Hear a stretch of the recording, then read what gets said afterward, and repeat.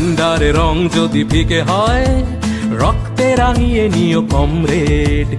আগামীর রাজপথ তোমাদের, রুখে দাও উদ্ধত বেয়নেট। ভেঙে দাও শাসকের ব্যারিকেড, ভেঙে দাও শাসকের ব্যারিকেড। ঝান্ডার রং যদি ফিকে হয় রক্তে রাঙিয়ে নিও আমাদের যদি আগামীর রাজপথ তোমাদের, থেকে 1000 টাকা না হয় তাহলে আমাদের সংসার চলবে কি করে? এই 700 এই 800 হাজার টাকা একটা বাড়ির মালিক ঠিক করে দিবে না, একটা নির্মাণ কর্মী ঠিক করবে না। এই সরকারকে ঠিক করতে হবে। কেন্দ্রের সরকার রাতারাতি যেভাবে ডিজেলের দাম বাড়ায়, যেভাবে দেশকে বিক্রি করার পরিকল্পনা নেই। মোদিজি চোখ বন্ধ করলে ভাবে যে কিভাবে কালকের জিনিস দাম বাড়িয়ে আমি নিজের পকেটে ঢুকাবো, ঠিক ওইভাবে এই ইউনিয়ন তৈরি হবে।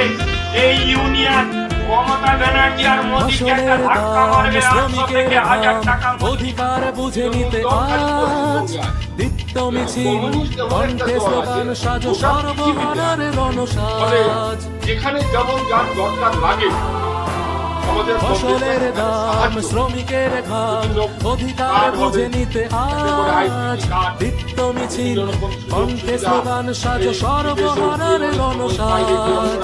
চল কামানের মুখে দাঁড়িয়ে মেহনতি মানুষের বুকাপে, শাসকের হুঙ্কার ছাপিয়ে তীব্র আওয়াজ তোলো কমরেড।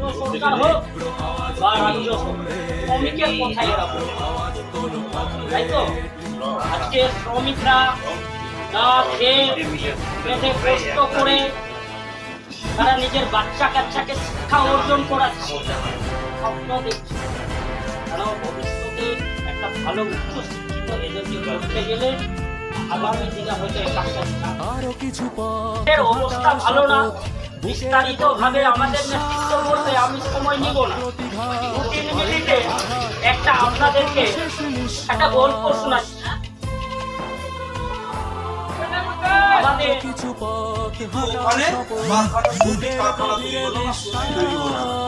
সুপ্রিম কোর্টের নির্দেশে ওখানে কিন্তু কারখানাটাকে ধ্বংস করে ওখানে শ্মশান দিচ্ছে। সুপ্রিম কোর্টের রায়টাকে ওখানে বাস্তবায়িত। সুপ্রিম কোর্টের এটাও রায় আছে যে একটা শ্রমিক সে একটা মানে রাজমিস্ত্রি মজুরি পাবে 800 টাকা।